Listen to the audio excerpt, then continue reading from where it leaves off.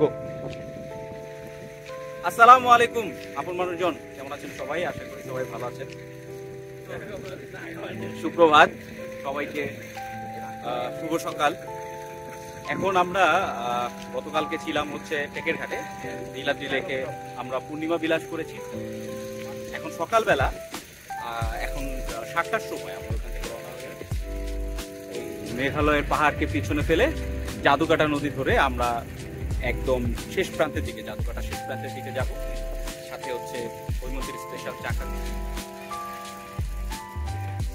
তো এই জায়গাটা অনেক সুন্দর, মানে এই যেতে যেতে এটা একটা নদী ধরেই আমরা যাচ্ছি। আশেপাশে লোকালয়ে অনেক বাসা আছে, এই বাসাগুলো সবসময় থাকে।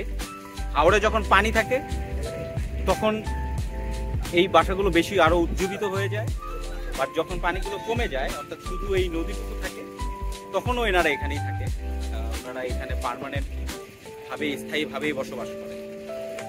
এবং আমি আগে একটা ভিডিওতে বলেছিলাম যে এখানে প্রচন্ড ছোট ছোট নৌকা, অর্থাৎ ঢাকায় যেমন প্রত্যেকের গাড়ি, মোটরসাইকেল, বাইসাইকেল এগুলো থাকে, এখানে সবার প্রত্যেকের একটা করে নৌকা আছে, তারা এই নৌকায় চলাচল করে।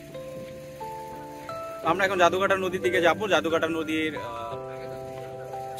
শেষ একদম ইন্ডিয়ার বর্ডার পর্যন্ত যাওয়ার চেষ্টা করবো। জানি না কোন পর্যন্ত যেতে পারবো, হয়তোবা বারিকা টিলা আমাদের হেঁটে উঠতে হইতে পারে। তারপর আমরা শিমুল বাগান দেখবো। তো হচ্ছে আসলে বেশি কথা বলার মতো,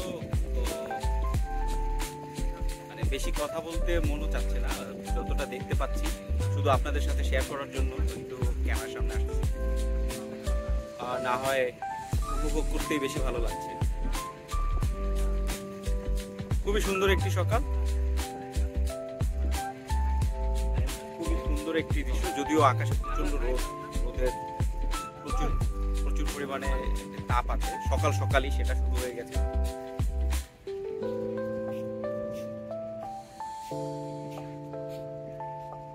তো এই তো পরের আপডেটটা হয়তো শিমুল বাগান অথবা জাদুকাটা নদী গিয়ে দেখাবো।